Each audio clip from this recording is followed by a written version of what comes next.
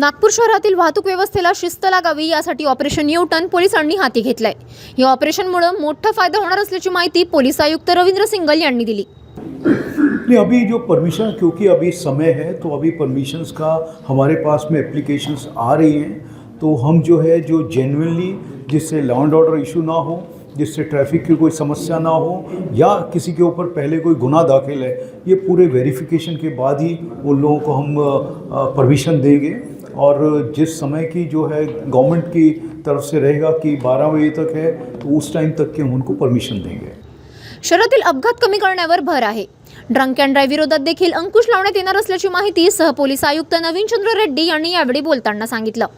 Operation U turn में प्रामुख्याने आपण पाहिलं असेल की ड्रंक अँड ड्रायव्हिंगवर चांगला जोर देण्यात आला होता आणि ज्याच्यामुळे सगळ्यात जास्त ॲक्सिडेंटचे कारण जे होतं दारू पिऊन वाहन चालवणे आणि विशेष करून जे पेरिफेरीचे भाग होते आपले शहरात येणारे रस्ते ज्याच्यावर जास्त लोक दारू पिऊन गावाबाहेर जाणारे किंवा शहरात आतमध्ये येणारे ह्या लोकांचे ॲक्सिडेंट व्हायचे, तर ते ॲक्सिडेंटचे प्रमाण मोठ्या प्रमाणात कमी झालेले दिसत आहे।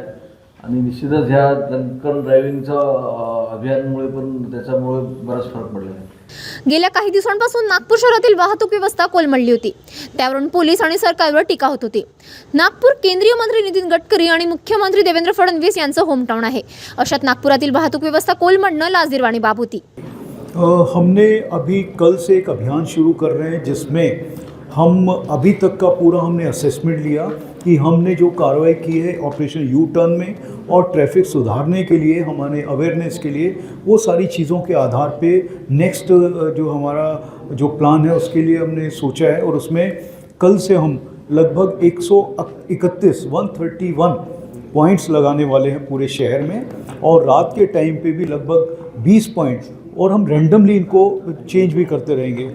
इसके ये जो है 25 दिसंबर का या फिर 31 दिसंबर का, तो हम लोग जो हैं अच्छे से सेलिब्रेट करें, आराम से सेलिब्रेट करें, और किसी को भी कोई तकलीफ़ ना हो, ड्रिंक करके कोई ड्राइव ना करे। अगर इस तरह कोई मिलता है तो हमने जिस तरह से कार्रवाई की है उनमें कई लोगों को इम्प्रिजनमेंट भी हुई है, जेल भी हुई है, हैवी फाइन भी उनके ऊपर लगाया गया है, उनकी गाड़ियाँ भी जब्त की गई हैं। इसी तरह की कार्रवाई हम इसमें करते रहेंगे।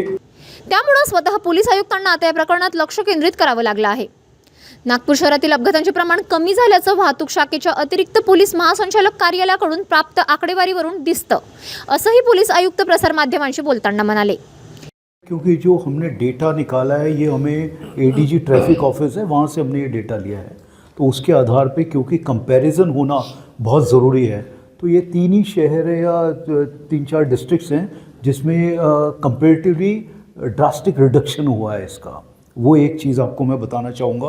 ऑफ कोर्स सभी डिस्ट्रिक्ट्स और कमिश्नरेट जो है इस पे काम कर रहे होंगे, परंतु जो हमने स्पेसिफिक इन चीज़ों के लिए जो काम किया उसका रिज़ल्ट हमें दिखता है, ऐसा हमें लगता है। इसके अलावा जो आपने बताया कि क्योंकि हमने पिछले दिनों में जो अधिसूचनाएं निकाली हैं वो आपने देखी होंगी कि जो हैवी व्हीकल्स हैं उसका टाइम सेट करना या फिर उनको डाइवर्ट करना या टाइम लिमिट के अंदर उनको ना आने देना, ये सब चीज़ें भी उसका दूसरा कारण था।